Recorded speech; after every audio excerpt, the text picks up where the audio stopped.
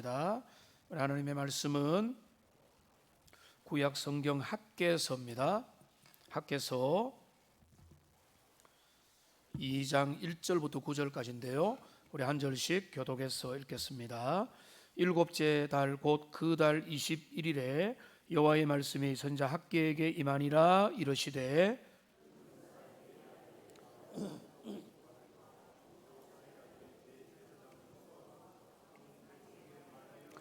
너희 가운데 남아있는 자 중에서 이 성전의 이전 영광을 본 자가 누구냐? 이제 이것이 너희에게 어떻게 보이느냐? 이것이 너희 눈에 보잘것없지 아니하냐?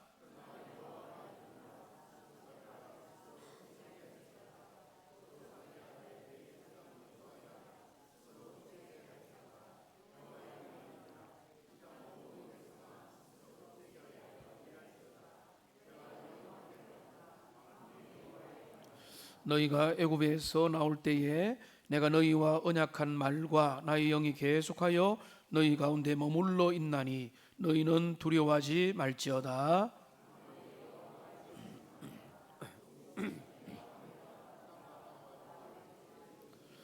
또한 모든 나라를 진동시킬 것이며 모든 나라의 보배가 이르리니 내가 이 성전의 영광이 충만하게 하리라. 만군의 여호와의 말이니라.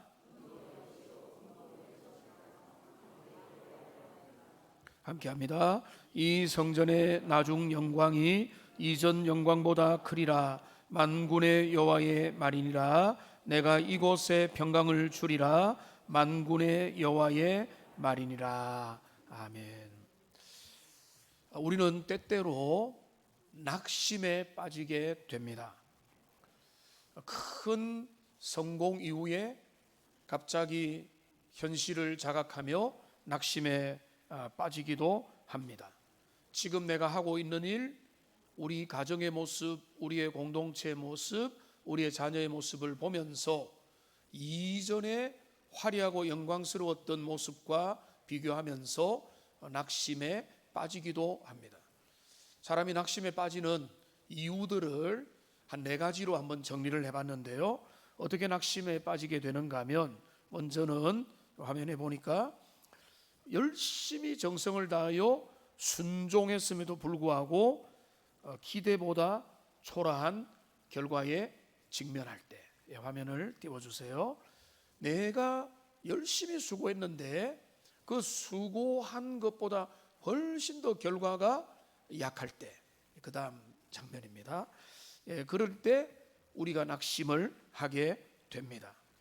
그 다음에는 또 언제 낙심하게 됩니까?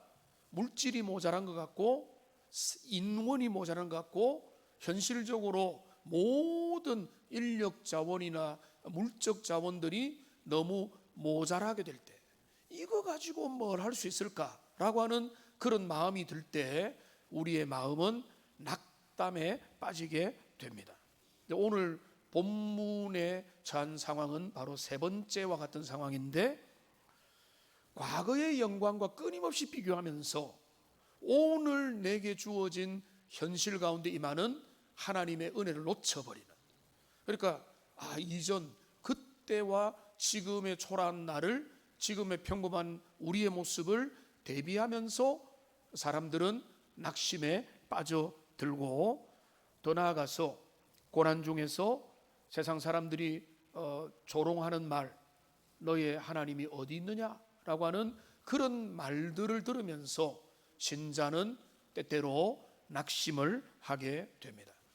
이런 이유들로 우리는 낙심을 하게 되는데, 우리가 이제 학개서 2장의 말씀은 그 배경을 여러분이 조금은 알아야 되는데, 학개서 1장에서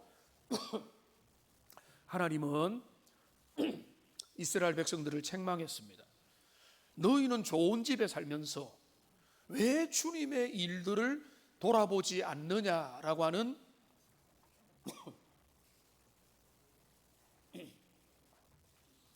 그 도전과 책망 앞에서 그들은 순종으로 반응해서 정신을 차리고 다시 성전 재건의 역사를 시작합니다.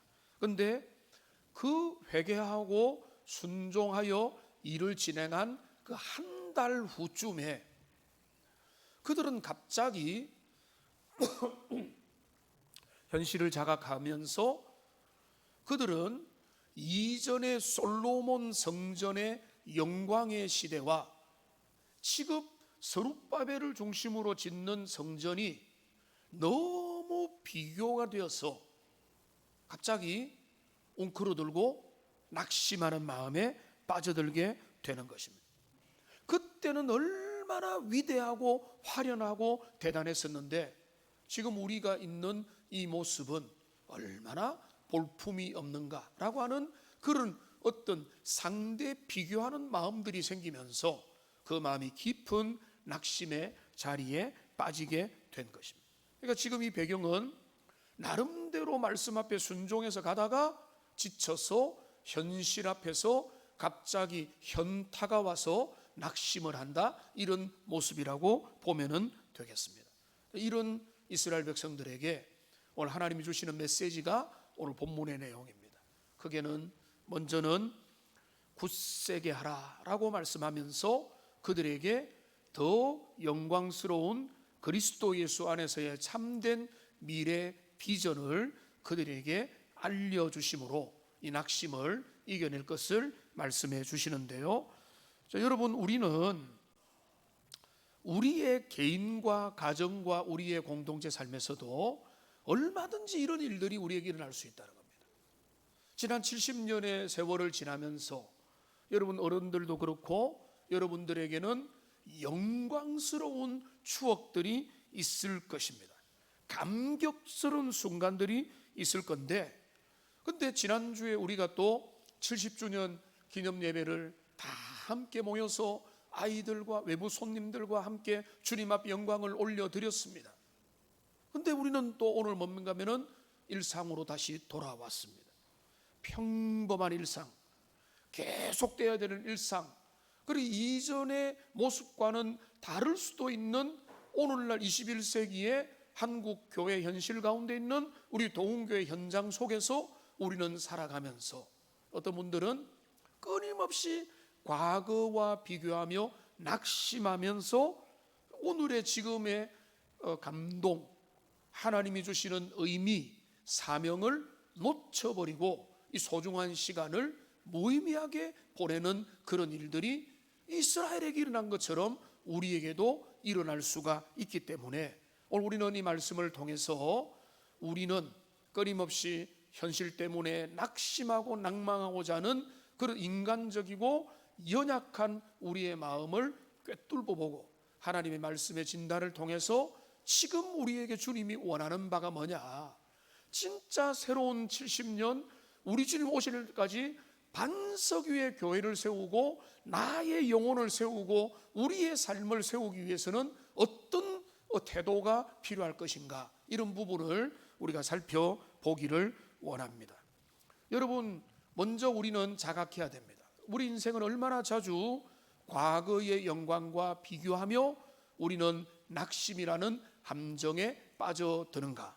여러분, 화면에 보시면 학기 2장 3절 말씀이 있습니다. 자, 2장 3절 같이 한번 읽어보겠습니다. 너희 가운데 남아있는 자 중에서 이 성전의 이전 영광을 본 자가 누구냐?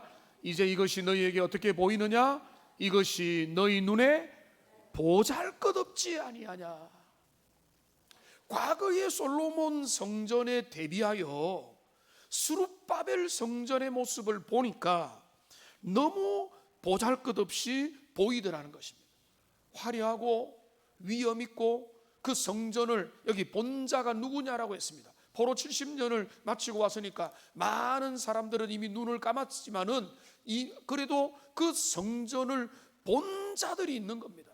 근데 그 본 자들은 그 위용과 그 감격과 그 모든 크기와 그 감동, 그 부모들과 그들이 직접 본 그 이야기에 대한 그 감격을 그들은 잊지 못했는데, 근데 그 감격과 지금 무너지고 파괴된 그 성전의 그 무너지고 넘어지는 성전을, 성벽을 다시 재건해야 되는 이 기가 막힌 현실, 그게 대조가 되면서 그들은 이전의 영광과 대비된 오늘의 현실에 사로잡혀서 지금 낙심하고, 그리고 지금의 의미를 축소시키죠. 너희 눈에 이것이 보잘것없지 아니하냐. 그들의 마음을 꿰뚫는 것입니다. 옛날에 얼마나 좋았는데, 옛날에 얼마나 잘 모였는데, 옛날에 얼마나 멋있는데, 근데 이 보잘것없게 보인다는 것은 뭔가 하면 그 원어의 뜻은 캐로라고 하는 히브리어인데, 한마디로 말하면 아무것도 아닌 것 같이 보인다는 거예요. 그러니까 이거는 극단적인 경멸의 표현인 것입니다. 이거 가지고 뭐 옛날에는 이렇게 했는데, 이게 우리의 삶을 끊임없이 이제 낙심으로 이끌어 간다는 것입니다. 그러니까 지금 하나님 앞에서 의미 있게 작지만 이전과 비교하면은 다르지만은 규모도 작고 역량도 한계가 있으니까 스룹바벨 제2성전을 짓는 일인데 여기에 의미 부여를 못하는 거예요. 이게 별거라고, 이게 별거 아니, 초란, 이게 지금 우리가 뭐 하냐, 이런 낙담의 마음에 빠져들이게 된 것입니다. 그러니까 이들이 어디에 빠졌습니까? 이들은 과거의 성공이라는 우상에 빠져버린 것입니다. 오늘날 우리도 그렇게 될 수 있는 겁니다. 지나간 날의 성공, 이전의 절정기, 이전에 우리가 누리고 경험했던 좋았던 그 시절, 거기에 우리의 마음이 딱 몰입되어 있어서 오늘 지금 주님이 내게 명하시고 우리에게 원하시는 그 의미를 다 깡그리 놓쳐버리고 우리의 시간을 빼앗겨 버리게 되는 것입니다. 여러분, 이런 낙심은요, 낙심을 부추기는 또 외부의 세력들이 있습니다. 나도 낙심되고 내 마음도 흔들리는데 외부에서 이 사람 저 사람이 공격하고 조롱하고 비난하면은 그런 낙심은 더 배가가 되는 것입니다. 시편 42편 3절 말씀에서 시인은 이렇게 하나님 앞에 낙담으로 엎조립니다. 같이 한번 읽어보겠습니다. 사람들이 종일 나에게 하는 말이 네 하나님이 어디 있느냐 하오니 나의 눈물이 죄하로 내 음식이 되어도. 여러분, 민망한 상황이 있죠. 사업이 부도나고 인생에 자랑할 만한 것들이 사라지고 하는데, 예수님을 믿는 걸 다 아는데 주변 사람들이 보면은 한마디 합니다. 너 하나님은 어떤 역할을 하고 있냐?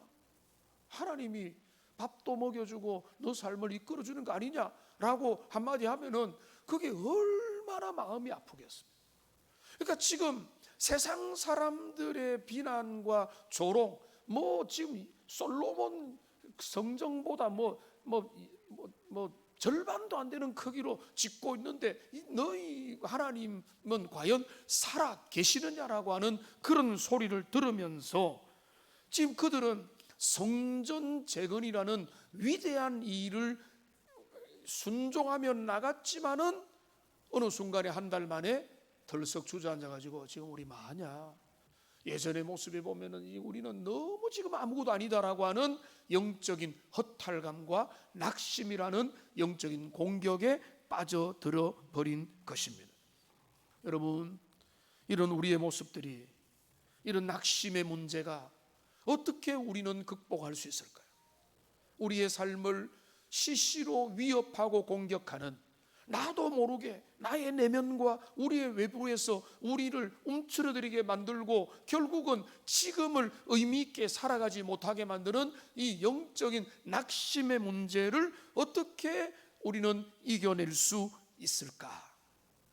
여러분, 오늘 하나님은 우리에게 말씀으로 우리에게 분명하게 해답을 주십니다. 우리 주님이 주시는 명령은 너무나 단호한 명령입니다. 주님이 이렇게 말씀하십니다. 굳세게 하라. 굳세게 하라. 한번 따라합시다. 굳세게 하라. 우리 주님은 전략을 알려주거나 어떤 처방전을 주시기 전에 주님은 뻔한 이야기를 하십니다. 우리가 볼 때 남들 뭐 비법을 알려주셔야 하는데 주님 뭐라고 하냐면 굳세게 하라. 굳세게. 너희의 마음을 굳건하게 세우는 일부터 하라라고. 여기 오늘 제가 굳세게 하니까 저만 강조하는 것 같지만 그렇지 않습니다. 오늘 본문의 4절을 보십시오. 화면을 보시고 같이 한번 4절을 읽겠습니다. 그러나 여호와가 이르노라 스룹바벨아 스스로 굳세게 할지어다 여호사닥의 아들 대상 여호수아야 스스로 굳세게 할지어다. 이 땅 모든 백성아 스스로 굳세게 하여 일할지어다. 여러분 여기 보면은 세 번이나 세 다른 대상들에게 동일한 명령을 주고 있습니다. 너희는 굳세게 하라. 누구야? 스룹바벨아. 이 모든 성전 재건을 주도하고 앞장서는 리더여, 굳세게 하라. 종교적인 지도자인 대제사장 여호수아야 스스로 굳세게 하라. 그뿐만 아니죠. 앞장서 있는 뿐만 아니라 모든 백성들, 순종하고 동참하고 그 길을 따라가는 그 백성들에게도 스스로 굳세게 하여 일할지어다. 우리 주시는 처방전은요 다른 게 아닙니다. 굳세게 너희의 마음을 주님 앞에 중심을 분명히 세우는 것, 이거를 통해서 주님은 우리의 낙담의 문제를 이겨낼 수 있다고 하시는 겁니다. 여러분, 개인과 가정과 공동체와 이 시대 얼마나 험난하고 어렵고 무겁고 힘듭니까? 이런 시대에 주님이 주시는 변함없는 대안은 다른 것이 아닙니다. 우리의 마음을 굳세게 하는 일인 것입니다. 굳세게 하는 은혜가 우리 모두에게 임하기를 주님의 이름으로 축원합니다. 마음을 굳세게 하지 않으니까 병이 나고 움츠리고 좌절하고 낙심하고 절망하는 거잖아요. 그 주님은 변함없이 너희의 마음을 굳세게 하라라고 말씀하고 있는 것입니다. 여러분 여기 굳세게 하라는 것은 여호수아서 1장 9절의 말씀에 보니까 내가 너희에게 명령한 것이 아니냐, 뭡니까? 강하고 담대하라라고 하는 그 말씀, 담대하라는 말씀과 같은 말씀. 그러니까 주님이 우리에게, 리더에게, 앞장서 있는 자에게, 뒤따라가는 자에게, 삶의 길을 걸어가는 자에게 주시는 명령은요 동일한 말씀. 그러니까 오늘 우리에게 필요한 것은 어떤 매뉴얼이나 어떤 전략보다는 주님이 주시는 은혜 가운데 우리의 마음을 굳건하게 세우는 일인 줄로 믿습니다. 이게 주님이 우리에게 원하는 것입니다. 그러니까 이거는 뭡니까? 단순히 힘을 내라고 하는 어떤 심리적인 위안이 아니라 의적인 결단을 요구하는 것이고 선포적인 명령인 겁니다. 너희의 마음을 굳세게 해라. 내 영혼아, 네가 어찌하여 낙심하며 두려워하느냐? 너는 오직 하나님을 바라보라 라고 시인은 자신의 영혼을 향하여, 자신의 내면과 자아를 향하여 선포하며 믿음으로 고백했던 것처럼, 여러분 각자의 시대를 어둠의 터널을 지나고 역경과 힘든 일을 만났을 때 그들에게 주님이 주시는 처방전은요 다른 게 아닙니다. 굳세게 하라. 이게 바로 주님이 원하는 것입니다. 여러분 지금 먹고 살기 힘들죠?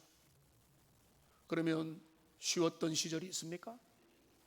언제 편했습니까? 언제 시험이 없었고, 언제 역경이 없었고, 언제 우리에게 도전이 없었습니까? 각 시대마다 죄악의 유혹과 여러 가지 시험과 어려움들은 언제든지 우리 주변에 있었던 겁니다.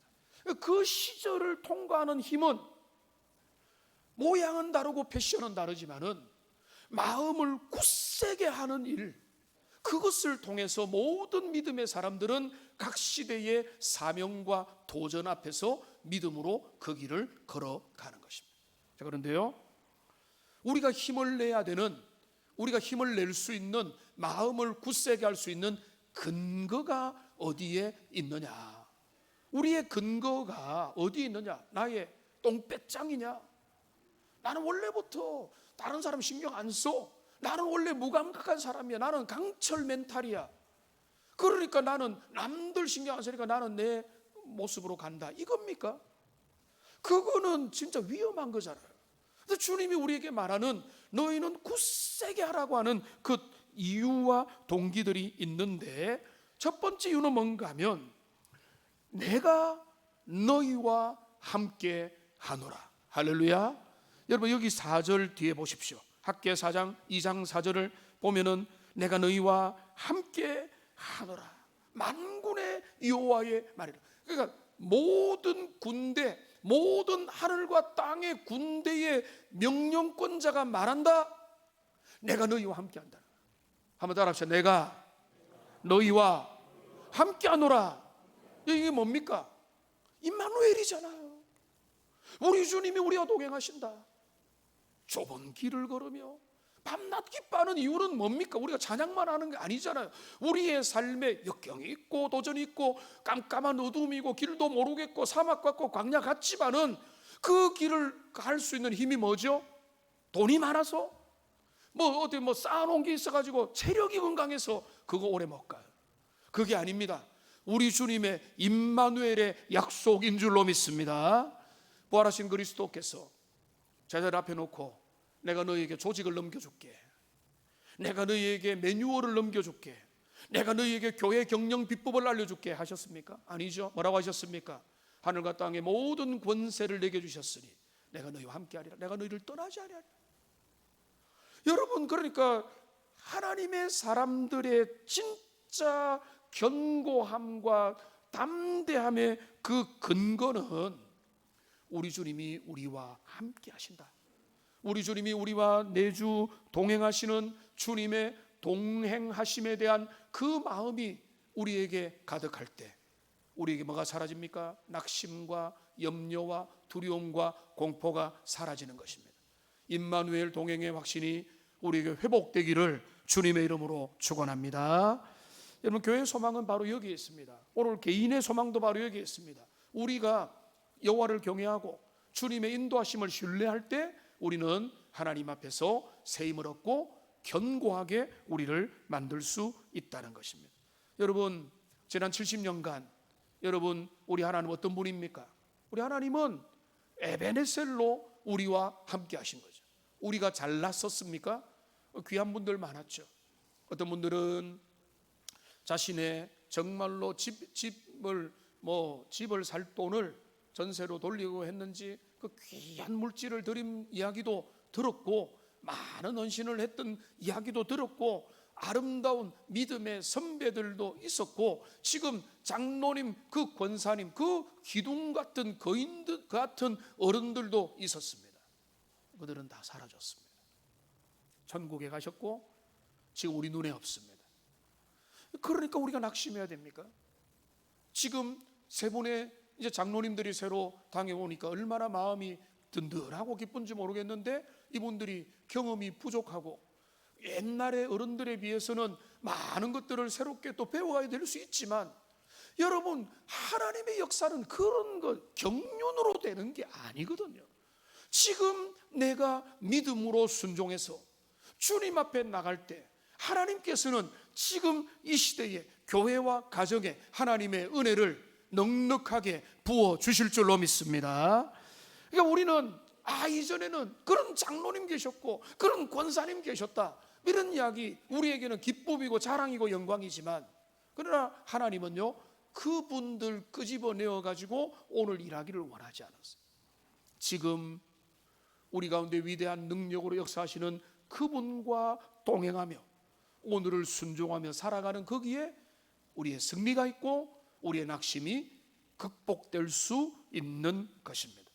여러분, 우리가 잘 아는, 너무나 어릴 때부터 감동받았던 다윗이 골리앗 앞에 섰던 사건, 여러분 이스라엘 모두가 낙심으로 벌벌 떨었습니다.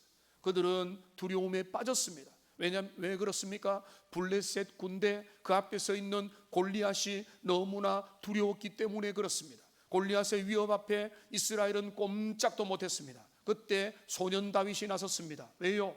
그가 똥배짱이 있어서 나섰습니까? 아니죠. 그는 만군의 여호와가 모독당하는 것을 견디지 못하고 내 여호와가 나와 동행하심을 신뢰하며 적진을 향하여 골리앗을 향하여 달려들었을 때 주님이 가만 놔두시겠습니까? 가만 놔두실 수도 없죠. 왜냐하면 하나님이 내가 내 마음에 합한 자 다윗의 인생을 주님이 귀하게 써야 되니까, 주님은 그 다윗이 또 물매를 던지는 실력도 좋지만은 그 중무장한 골리앗의 정수리에 그대로 꽂히도록 하나님이 은혜를 주신 거잖아요. 그러니까 다윗에게 함께했던 것은 임마누엘 확신 하나였다는 것입니다. 오늘 신약 교회에, 오늘 우리들에게 진짜 회복될 것은 조직도 아니고 예산도 아니고 프로그램도 아니고 우리들 가운데 능력으로 역사하시는 우리 주님의 임재에 대한 확신, 이것이 저에게, 여러분에게, 우리 모두에게 새롭게 가득 임하기를 주님의 이름으로 축복합니다.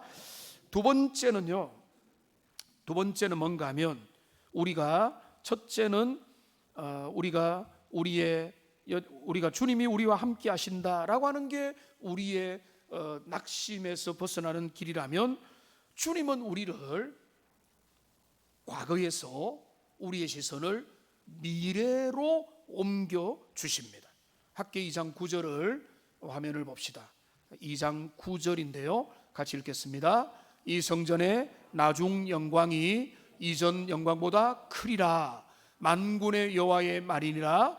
내가 이곳에 평강을 주리라. 만군의 여호와의 말이니라. 여러분, 이 구절을 보면 지금 스룹바벨 성전은 솔로몬 성전에 비해서 훨씬 초라하고 규모도 약한데 뭐라고 주님이 말씀하는가 하면은 나중 영광은 훨씬 크게 될 것이다 라고 말하면서, 바로 앞에 8절에 보면은 은도 내 것이고 금도 내 것이다 라고 하는 말씀을 하십니다. 자, 은과 금으로 대표되는 게 뭡니까? 물질이 주님의 것이라는 겁니다.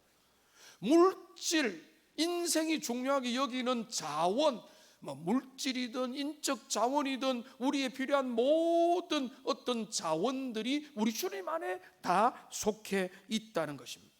그러면서 주님은 말씀하십니다. 이후의 영광이 훨씬 더 크게 될 것이다.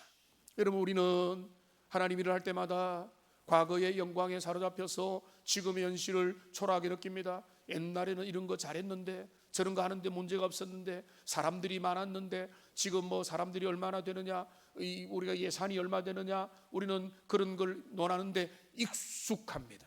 근데 주님 말씀합니다. 은도 내 것이고 금도 내 것이다. 여러분, 물질이 일하는 것이 아니라 우리가 주님의 일을 할 때 주님이 금도 은도 물질도 우리의 삶에 뒤따라오게 하실 줄로 믿습니다. 이 선후가 바뀌면 우리 인생이 피곤한 것입니다.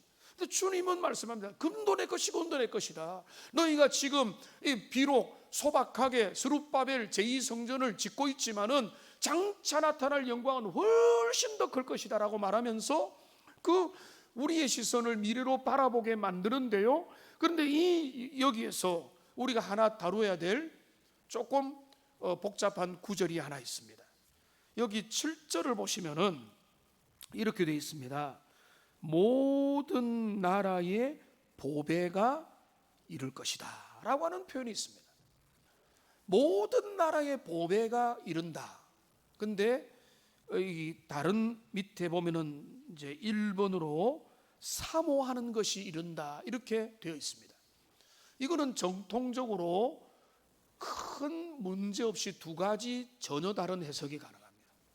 첫째는 모든 나라, 그러니까 이방, 열방, 이스라엘 아닌 이방 나라의 사람들이 예물을 들고 주님 앞에 모여들 거다라고 하는, 이게 1차적인 해석이 가능합니다. 그런데 여기 밑에 1번에 보면은 여기 보배를 뭔가 하면은 쉬운 영어로 보면은 desire thing 이렇게 되어 있어요. 사모하는 것. 근데 이거를 뭐라고 칼빈을 비롯한 정통 성경학자들은 모든 나라가 사모하는 귀한 것을 뭐라 받는가 하면 그리스도 예수의 오심으로 바라보는 것입니다. 종말에 예수님께서 어느 날에 참된 메시아로 약속의 성취로서 그분이 오신다. 모든 나라가 사모하는 그 메시아가 오실 것이다 라고 하는 메시아 예언의 구절로 본 것입니다. 여러분, 이 두 가지 해석은요, 해석은 다르지만 의미는 똑같아요.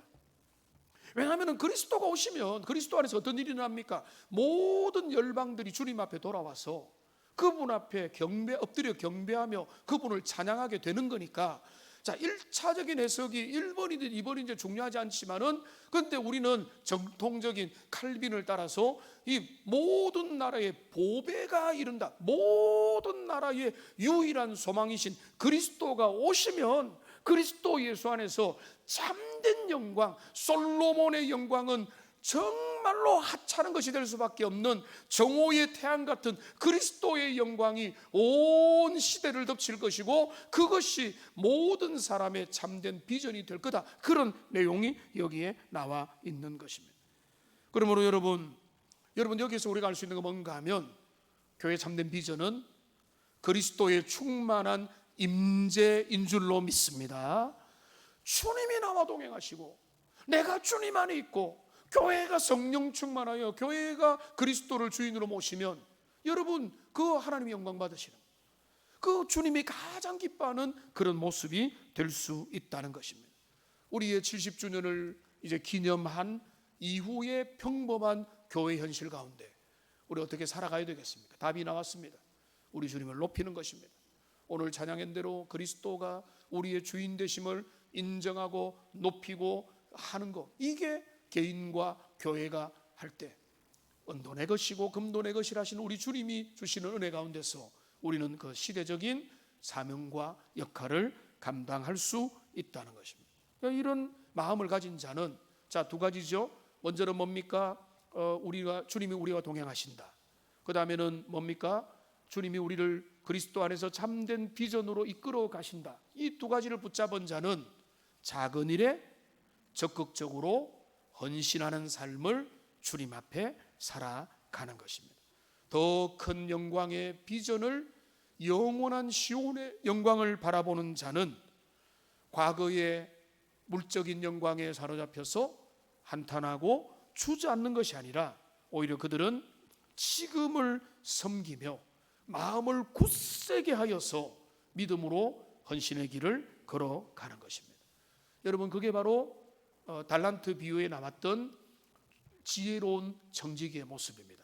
마태복음 25장 23절에 보면 이런 내용이 나와 있습니다. 같이 읽겠습니다. 그 주인이 이르되 잘하였도다 착하고 충성된 종아, 내가 적은 일에 충성하였음에 내가 많은 것을 내게 맡기리니 내 주인의 즐거움에 참여할지어다. 여러분, 이 구절에 보면은 주님은 말씀합니다. 네가 적은 일에 충성했다. 하나님, 이거밖에 안 됩니까? 이거 가지고 뭐 하라고 하십니까?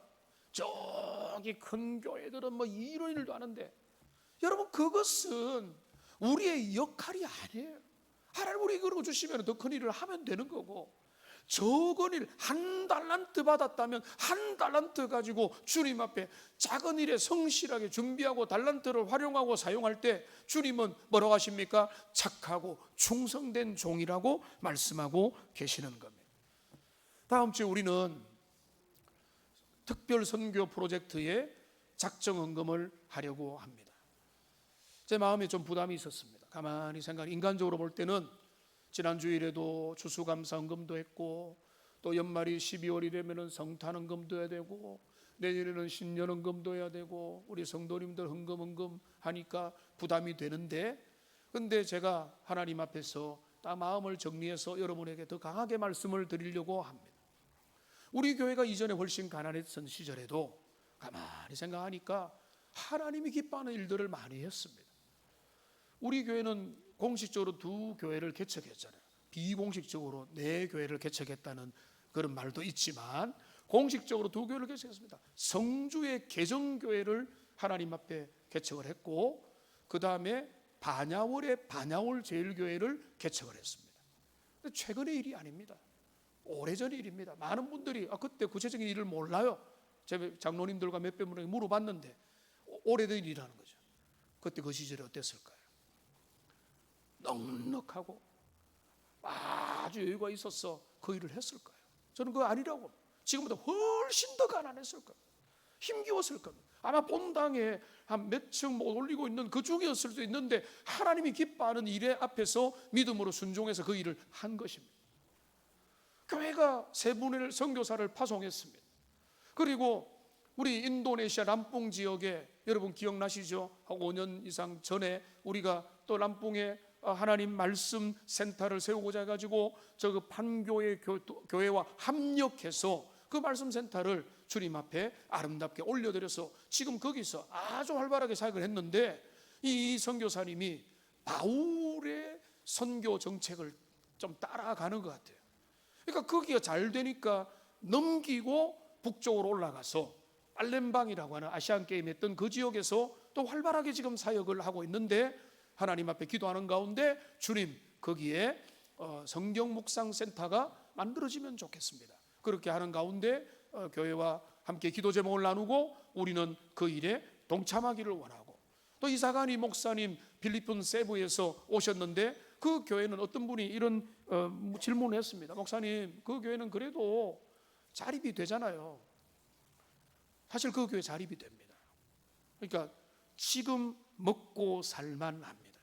그런데 렌트비로 아주 많은 돈이 들어가고 있고, 그 예산 비율에서 지금도 여러 사역처, 지역 기도처 이런 것들을 가지고 사역을 하는데, 지금 여기에 매이니까 그 사역을 좀 더 펼치지 못하는 그런 게 있어서, 만일 이 일들이 허락되면 좀 더 적극적으로 사역을 할 수 있는 기회들이 많아질 거다라고 하는 그런 이야기를 우리 당회원들과 함께 나누게 되었던 것입니다.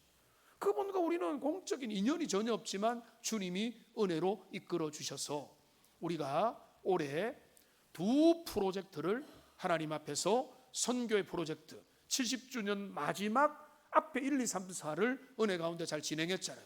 마지막 프로젝트를 우리가 하기 위해서 마음을 모으려고 하는 것입니다. 여러분, 살기도 힘들기도 하고 부담스럽기도 하지만은 저는 하나님 앞에 담대히 말씀드리겠습니다. 여러분, 자원해서 넉넉하게 적극적으로 하십시오. 믿음으로 하십시오. 왜냐하면 이거는 절기연금이 아닙니다. 11조가 아닙니다. 이거는 자주 하는 게 아닙니다. 한 5, 6년, 7년 전에 한번 했는데, 이것은 여러분 뭐 쉽게 몇 년에 1년에 자주 하는 것도 아니고 프로젝트로 주님 앞에서 올려드리는 것이고, 좀 더 구체적으로 말씀드리면 뭐 돈 이야기가 나와서 그런데, 필리핀 세부의 그 레마 임마누엘 교회는 5천만 원 정도를 생각해서 우리가 후원하고 1억 원으로 해서 땅과 건물을 세울 것입니다. 그리고 나머지 모든 부대 비용은 그 교회가 낼 것입니다. 그리고 람뿡에도 우리가 다 해결할 수는 없고 모금도 하겠지만은 우리가 힘을 좀 실어줘서 우리가 몇 천만 원이라도 좀 드리면 좋겠다. 그런데 우리가 처음에 제 꿈도 현실에 맞추어서 좀 줄어들었어요, 사실은. 그래서 우리가 할 수 있는 거 5천만 원이다. 그러니까 왜 5천만 원이 했는가 하면, 선교 자금이 조금 있고 그 다음에 몇몇 분들이 헌신하고 성도들이 같이 하면은 5천만 원이 되지 않을까. 제 그릇이 원래 작았는지 원래 좁았는지 줄어들었는지 하여튼 그래요. 그래서 우리 당회가 그렇게 의논을 했어요. 5천만 원. 그런데 하나님 은혜 주시는 가운데 논의도 하고 기도하고 살피는 가운데 주님은 우리의 꿈을 더 키우자, 또 하나님께서 교회를 통해서 더 크게 영광을 받는다. 왜? 그 중에 하나는 뭔가 하면, 파송 선교사의 주요 사역을 우리는 기쁨으로 동참해야 되니까. 근데 이게 우리가 예정 없었지만은 그 선교사의 기도 제목을 통해서 알게 된 거예요. 그러니까 너무 잘 맞았다. 그러면 이 두 가지를 같이 포함해서 함께 하자. 그래서 지금 대략 우리가 생각할 때는 이 두 가지 프로젝트를 해서 5천만 원 정도를 거기에 세부에 하나님 앞에 세우고, 나머지 부분에는 최선을 다한 만큼 해서 세우고, 이렇게 하면은 주님 앞에 영광을 돌리며 70주년을 기념하는 의미가 될 것입니다. 제일 좋은 건, 이런 분도, 제일 좋은 게 아니라 이런 분도 있습니다. 내가 내 평생을 기념하면서 내가 정말로 유산이나 어떤 것 중에 내가 개인적으로 예배당 하나를 세워드리는 분들도 꽤 있거든요. 그런 생각을 가진 분도 있는데 그것도 좋지만, 교회의 이름으로 함께 세우는 이 기회에 동참한다면 그것도 훌륭한 일인 것입니다. 그러니까 여러분, 절대 억지로 하지는 마시되 믿음으로 주님 앞에 참여해서 우리가 순종하면 하나님의 역사가 이루어질 것이다 라고 생각하는 것입니다. 여러분, 고린도후서 8장 1절부터 4절을 요약한 내용인데요, 여러분 이 내용을 화면에 보고 같이 한번 읽어보겠습니다. 환난의 많은 시련 가운데서 그들의 넘치는 기쁨과 극심한 가난이 그들의 풍성한 연보를 넘치도록 하게 하였느니라. 저는 이 말씀이 너무 신기해요. 우리 동교회 이전의 모습 같아요. 여기 보시면 앞에 보면 환난, 기쁨, 가난, 이게 결합돼서 뭐가 됐다고요? 풍성한 연보가 나왔다. 말이 안 되잖아요. 우리는 있어야 연보한다는데, 환난이 있는데 기쁨이 같이 하고 어려움 중에도 주님을 바라보니까 그들은 자기 일이 아니었어요. 자기 앞가림하는 게 아니라 저 멀리 바다를 건너 있는 예루살렘에 기근당한 자들을 위해서 넉넉하게 풍성하게 드렸다는 것입니다. 우리가 돈에 쓸 일도 있고 각자 쓸 일도 있고 교회 쓸 일도 있겠지만은 여러분이 주님의 나라의 일을 위해서 여러분 헌신합시다. 자주 하는 기회는 아닙니다. 일반적인 게 아니잖아요. 몇 년에 한 번 있는 우리 생에 어쩌면 이런 프로젝트가 몇 년 후에 있게 될지 모르는데 그렇게 헌신을 하시기 바라고요. 이제 말씀을 맺겠습니다. 오늘 말씀은 이렇게 정리하면 좋겠습니다. 하나님 우리에게 원하는 참된 비전은 명확합니다. 첫째는 과거의 영광에 머물지 맙시다.